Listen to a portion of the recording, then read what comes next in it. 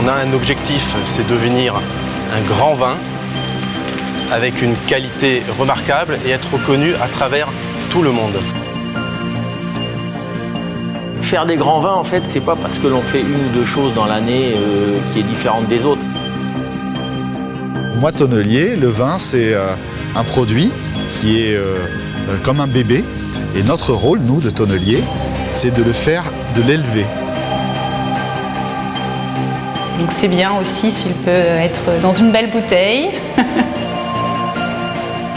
Je me suis entouré ensuite des meilleurs experts, chacun dans leur domaine. En architecture avec Jean Nouvel, l'un des plus grands architectes au monde. Dans le vin avec Louis Midjaville, notre conseiller en vigne et en vinification. En sachant qu'on est sur une région bien particulière puisqu'on est à Bordeaux. Cela dit, il faut être attentif finalement à la localisation de la propriété, ce qu'on appelle le terroir. Faire du vin, en fait, ça va être exprimer un terroir.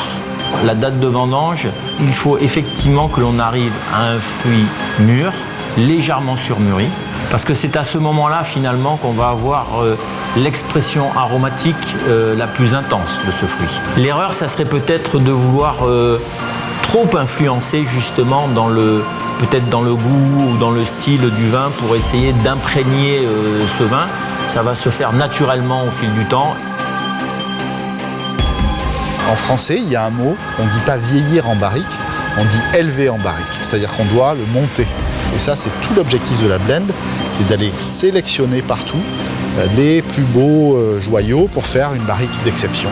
Et blend, c'est le mot anglais pour assemblage. Et donc on assemble le meilleur des forêts françaises. Et c'est ça qu'on va délivrer à Russe. On va délivrer des barriques qui sont la crème de la crème, l'exception de notre production ici. Pour ne pas avoir des barriques qui sont sur un style très très linéaire. Au contraire, on va ouvrir la palette aromatique. Des arômes qui vont commencer par la vanille jusqu'aux arômes plus chaleureux, de tabac, d'épicé, de caramel, tous ces arômes qui vont venir de la chauffe.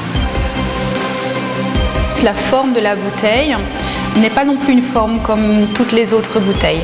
Elle a des épaules assez larges. Ça rend la fabrication de cette bouteille un peu assez compliquée.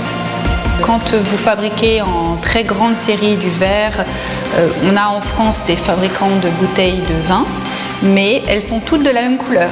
Elles ont toutes le même verre. Déjà, pouvoir élaborer une couleur spécifique, c'est déjà en soi quelque chose de particulier. Le château avait en tête un verre, mais qui n'était pas n'importe quel verre. On a dû élaborer avec eux la couleur de bouteille qui leur plaisait.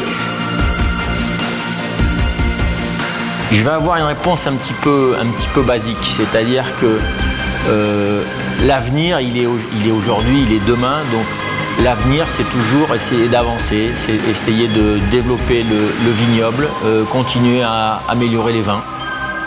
Le vin, donc, ça peut être la qualité, ça peut être couleur, ça peut être son nez, mais en finalité, le plus important, ça reste le partage qu'on peut en avoir avec ses convives.